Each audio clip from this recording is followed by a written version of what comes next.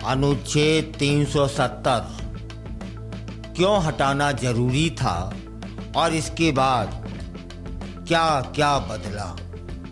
नमस्कार, मैं आपका अपना कुलदीप अवस्थी और आप देख रहे हैं बेजोड़ रत्न चैनल। अनुच्छेद 370 भारतीय संविधान का एक विशेष प्रावधान था जो जम्मू कश्मीर को विशेष दर्जा देता था। 5 अगस्त 2019 को भारत सरकार ने इसे हटा दिया और जम्मू कश्मीर तथा लद्दाख को 2 केंद्र शासित प्रदेशों में विभाजित कर दिया। यह निर्णय ऐतिहासिक और विवादास्पद दोनों रहा। अनुच्छेद 370 क्या था, यह अधिकतर लोग पूछते हैं। तब यह अनुच्छेद 1949 में भारतीय संविधान में जोड़ा गया था और जम्मू कश्मीर को विशेष स्वायत्तता देता था। इसके तहत जम्मू कश्मीर को अपना संविधान, अपना झंडा और विशेष अधिकार प्राप्त थे। भारतीय संसद को केवल रक्षा, विदेशी संबंध और संचार से जुड़े मामलों में कानून बनाने की अनुमति थी। धारा 35A के तहत केवल जम्मू कश्मीर के निवासी ही वहां संपत्ति खरीद सकते थे और सरकारी नौकरियां पा सकते थे। अनुच्छेद 370 हटाना क्यों जरूरी था?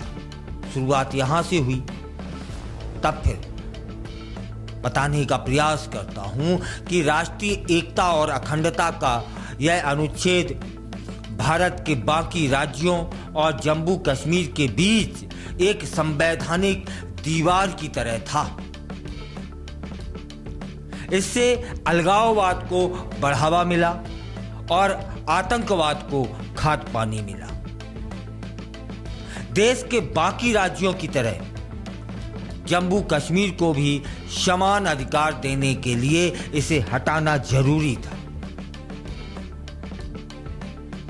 यह तो हो गया नंबर 1।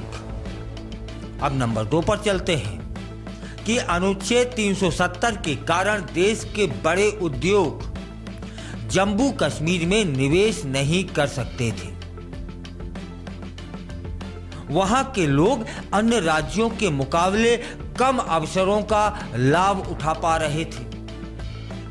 स्वास्थ्य, शिक्षा, बुनियादी सुविधाओं का विकास भी बहुत धीमा था, इसलिए हटाना जरूरी था। अब नंबर 3 कि अनुच्छेद 370 की वजह से पाकिस्तान को अलगाववाद को बढ़ावा देने का मौका मिलता था। हर साल हजारों युवा आतंकवादी संगठनों में भर्ती हो रहे थे। सेना और सुरक्षा बलों को आतंकवादियों से निपटने में अधिक चुनौतियों का सामना करना पड़ता था, इसलिए 370 हटानी जरूरी हो गई थी।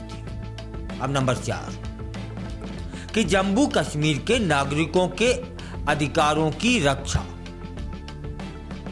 वह जम्मू कश्मीरी पंडितों को 1990 में जबरन निकाल दिया गया था, लेकिन अनुच्छेद 370 के रहते वे कभी वापस नहीं जा सके, इसलिए हटाना जरूरी हो गया। वहां की महिलाओं को अपने ही राज्य में बराबर के अधिकार नहीं मिलते थे, इसलिए 370 हटानी जरूरी हो गई थी। 5 अगस्त 2019 को केंद्र सरकार ने राष्ट्रपति के आदेश और संसद में एक विधेयक के माध्यम से अनुच्छेद 370 को निष्क्रिय कर दिया। इसके तहत जम्मू कश्मीर से विशेष राज्य का दर्जा वापस ले लिया गया। इसे 2 केंद्र शासित प्रदेशों जम्मू कश्मीर और लद्दाख में बांट दिया गया। भारतीय संविधान की सभी धाराएं अब जम्मू कश्मीर में भी लागू हैं। अनुच्छेद 370 हटने के बाद क्या बदलाव आए, यह भी समझने का प्रयास करते हैं। निवेश और विकास हुआ। देश भर की कंपनियां अब जम्मू कश्मीर में निवेश कर सकती हैं। सड़क, बिजली, अस्पताल, शिक्षा के क्षेत्र में बड़े सुधार हो रहे हैं। वहां नई इंडस्ट्रीज खुलने से रोजगार के अवसर बढ़ रहे हैं। वहां सुरक्षा एजेंसियों को आतंकवाद से निपटने में ज्यादा सहूलियत मिल रही है। वहां पाकिस्तान समर्थित आतंकी गतिविधियों पर कड़ा प्रहार हो रहा है। वहां पत्थरबाजी की घटनाएं लगभग खत्म हो गई हैं। वहां महिलाओं और दलितों को समान अधिकार मिल रहे हैं। वहां पहले जम्मू कश्मीर की महिलाओं को राज्य से बाहर शादी करने पर उनकी नागरिकता समाप्त हो जाती थी, लेकिन अब वे अपने अधिकार सुरक्षित रख सकती हैं। अनुसूचित जाति और अनुसूचित जनजातियों को भी आरक्षण का लाभ मिलने लगा है। कश्मीरी पंडितों की वापसी की उम्मीद बढ़ गई है। सरकार ने पुनर्वास योजनाएं बनाई हैं ताकि विस्थापित कश्मीरी पंडित अपने घर वापस लौट सकें। पर्यटन और अर्थव्यवस्था में सुधार हुआ है।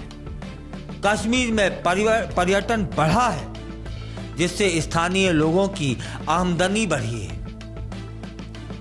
बर्फबारी और प्राकृतिक सुंदरता देखने के लिए बड़ी संख्या में पर्यटक आ रहे हैं। आपने भी देखा होगा। अब बात करते हैं चुनौतियों की और विरोध की, कि कुछ लोग अभी भी अनुच्छेद 370 का विरोध कर रहे हैं। विकास के बाद हर ओर से परिवर्तन आया है। जो बंदिशें थीं, उनसे छुटकारा मिला है, स्वतंत्रता मिली है, रोजगार बढ़ा है, शांति आई है। इसके बाद भी विरोध अब तक जारी है।